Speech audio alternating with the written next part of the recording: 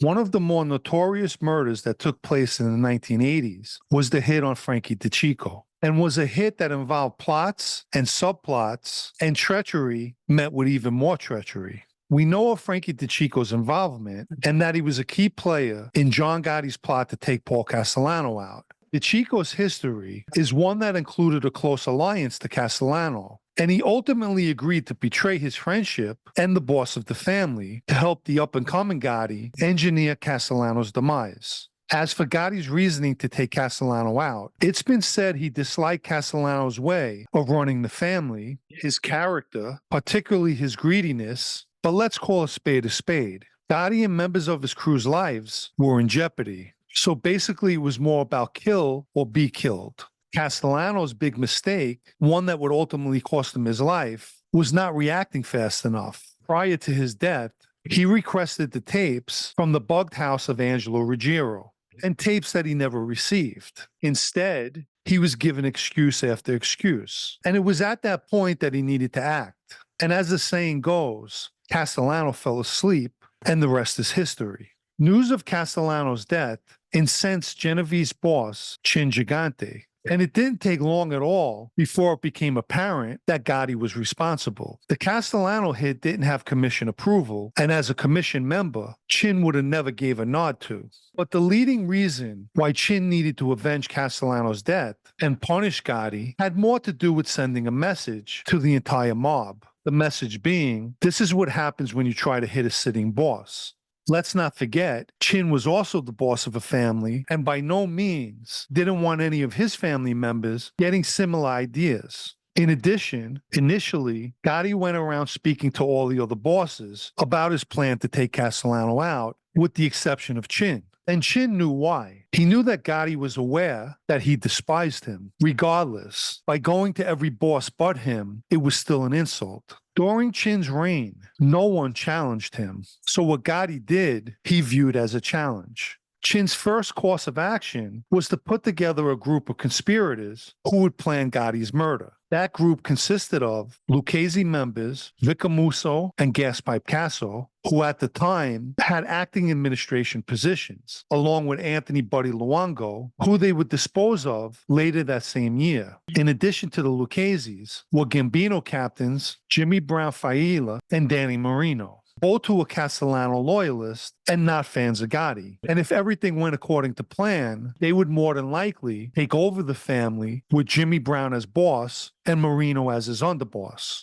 On a side note, their involvement eventually became public, and years later, while Marino was serving a 7-year sentence at Ferreton Federal Prison, prison authorities placed him in protective segregation and then transferred him to Inglewood Federal Prison, where no other Gambino members were serving time. Gaspipe became the point man in the plot, and Chin made available to him a Genovese associate named Herbert Pate, nicknamed Blue Eyes, who happened to be good with explosives. It was decided that a bomb would be used to deflect blame from the conspirators. They wanted the hit to look like it came from the Gambino Sicilian faction, specifically the Cherry Hill Gambinos. The only problem with that theory is that bombs were frequently used in Italy and Sicily and not in the United States. Gaspipe eventually gave an account of the events to the FBI when he began cooperating. While plotting the hit, he met with Pate several times to go over how they would carry it out. Pate was in the process of building a remote control bomb made from C4 plastic explosives that he would detonate with the remote from a toy car. At the time that Pate was building the bomb, he was awaiting trial for tax evasion and weapons charges, and he would eventually plead guilty in that case in return for a 12-year sentence. In the event that this went unnoticed, Chin, as was his norm, distanced himself once the plotters were in motion.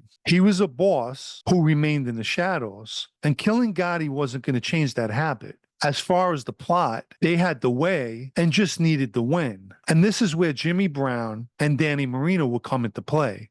They would provide advance notice of when and where Gotti would be. And they eventually supplied this information that there was a scheduled meeting that was going to take place at Jimmy Brown's Veterans and Friends Social Club located on 86th Street in Bensonhurst, Brooklyn. The club was a few doors away from a famous restaurant, Tommaso, which everyone called Tommaso's. The meeting was scheduled on Sunday, April 13th, 1986, and meeting that day would be DeCicco, Gotti, Jimmy Brown, Marino, as well as other Gambino members. But prior to the meeting, supposedly, Gotti called DeCicco and told him he was unable to attend. The hit team met 3 blocks up 86th Street at Christy Tick's Club, the 19th hole. At some point, Pate, who was on foot, walked up 86th Street towards the Friends and Veterans Social Club and located DeCicco's car, as they'd been told that Gotti was arriving with DeCicco. Obviously, the make and model was given to them by Jimmy Brown or Marino. Pate walked past the car, which was parked near the club, carrying a bag of groceries, which he deliberately dropped next to DeCicco's car, a 1985 Buick Electra. As Pate bent down to retrieve his groceries, he quickly placed the brown bag containing the bomb underneath the Buick.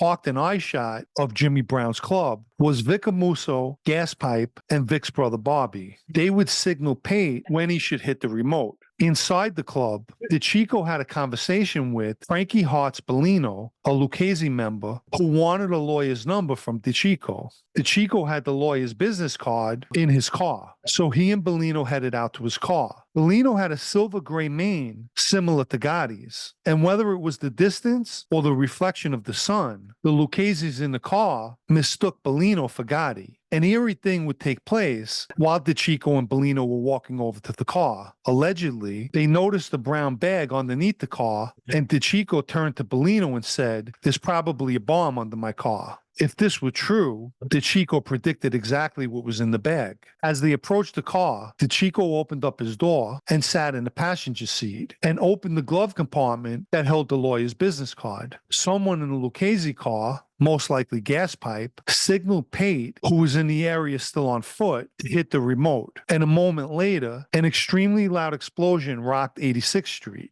DeCicco was blown out of the car and lied fractured on the ground and died instantly. Bellino was seriously wounded and received injuries to his legs and abdomen, but he did survive. Let me quickly remind everyone to hit the like button, and if you're not subscribed, you can do that as well. In addition, the super thanks icon can be found underneath the video in the 3-dot dropdown for anyone who'd like to show appreciation for videos like this. It's unknown that had the Lucchese's recognized one of its members that day, if they would have still went ahead with the plan. An answer we'll never know. Coincidentally, in yet another example how friendship means nothing in that life, during the early 70s, Gaspipe used to commit robberies with DeCicco, yet had no problem blowing him up. In essence, DeCicco died as a result of disloyalty that he displayed by going against Castellano, and also for the loyalty that he showed John Gotti. The Lucchese's acted neutral around the Gambino family prior to the bombing, when they were actually plotting behind the scenes. Jimmy Brown and Danny Marino were double banking for their own ulterior motives. And as usual, Chin was in the shadows, pulling the puppet strings.